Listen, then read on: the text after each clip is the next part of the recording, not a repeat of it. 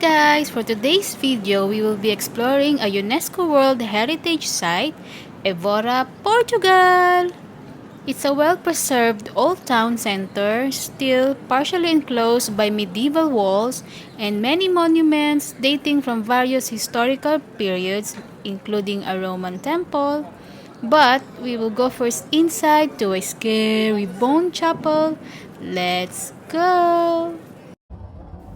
We are now in the entrance of the bone chapel. It's written here, "My bones are here, waiting for yours." Honestly, I don't know what to feel, especially we are still in pandemic. I'm too scared, so I just decided to give my respect to all of these 5,000 souls here. I will just be quiet and pray while looking at them.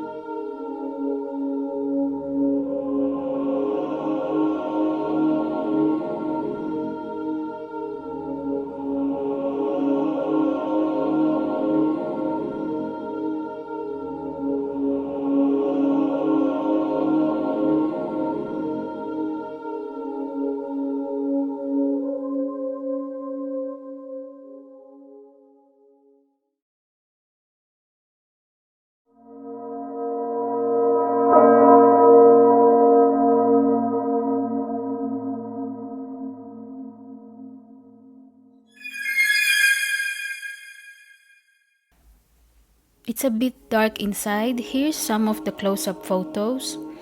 This was built by Franciscan monks. An estimated 5,000 corpses were exhumed to decorate the walls of the chapel. The bone came from ordinary people who were buried in Evora's medieval cemetery. This was constructed out of necessity because during the 16th century, the graveyards in Evora were overcrowded, so bones were exhumed or dug out to make way for new bodies to be buried. After visiting the bone chapel, I started to explore the whole medieval city. Join me and virtually travel with me. Enjoy! Évora is one of the oldest and most fascinating cities in Portugal. It's even considered by many as the oldest Portuguese city due to its well-preserved old town center, still enclosed by medieval walls.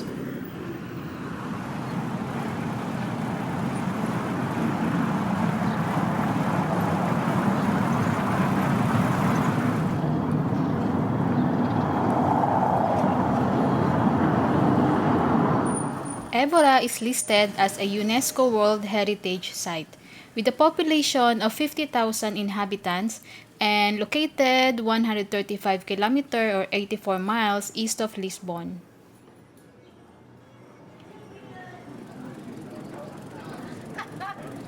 All roads here lead to this main square, Praça do Giraldo. It was originally planned in the 13th century as a public area outside the old city walls to host the weekly market. This is the Portugal Bank with architecture of 16th century, which has been restored in 19th century. It has details of granite edges of the doors and windows, and this building really stands out in the main square. This is the Church of Santo Antao. It was built in the mid-16th century. This church was one of the most important musical center of the city. This is Henricina Fountain with Baroque style. This is the Church of the Lord Jesus of Poverty, built in 17th century. Évora Cathedral, a fortified church with the Gothic features. This is the largest cathedral in Portugal. Initiated in 1186, established in 1204, and immediately used as one of the main temples of the Marian cult. It was only completed in 1250.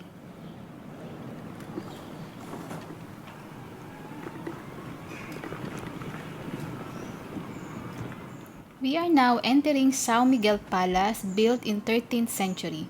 It was first occupied for essentially defensive reasons, located at the highest point in the city.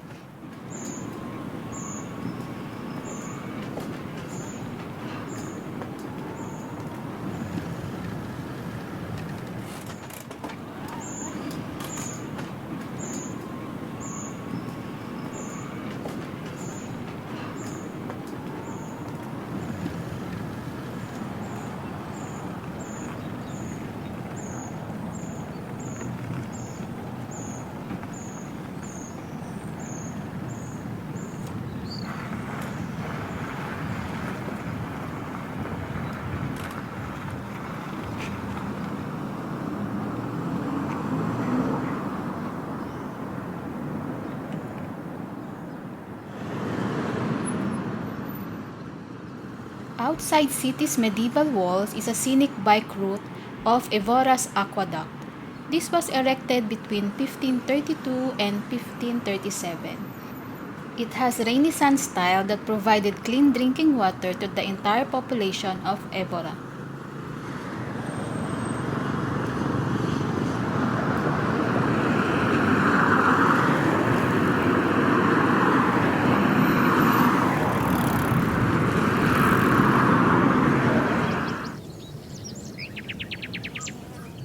Convent of Carthusians. This is a renovated Asian monastery complex built between 1587 and 1598. It was occupied by monks since that time. Now we are going back to the walled city. For now, let's enjoy the view.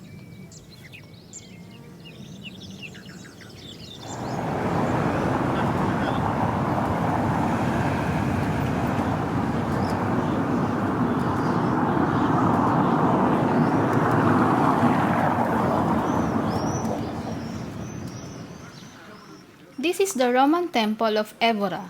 This was built in 1st century to honor Emperor Augustus. This is also known as the Temple of Diana. Diana is the ancient Roman goddess of the moon.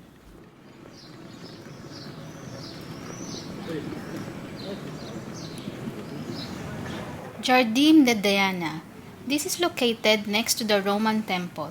This is well-tended park is tranquil and with a fine view of the city and the countryside.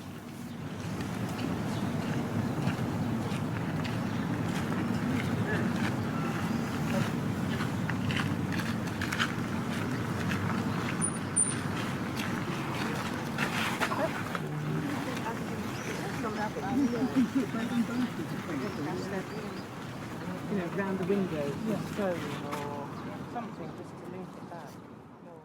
For longer virtual travel video, visit worldnaturevideo.com. Sign up today, free for 30 days at www.virtualfitnesstv.com. Get access to over 1,000 videos, every week a new location. Also available in app stores. Search for Virtual Fitness TV. Subscribe now. Stay fit at home while seeing the world by Virtual Fitness TV.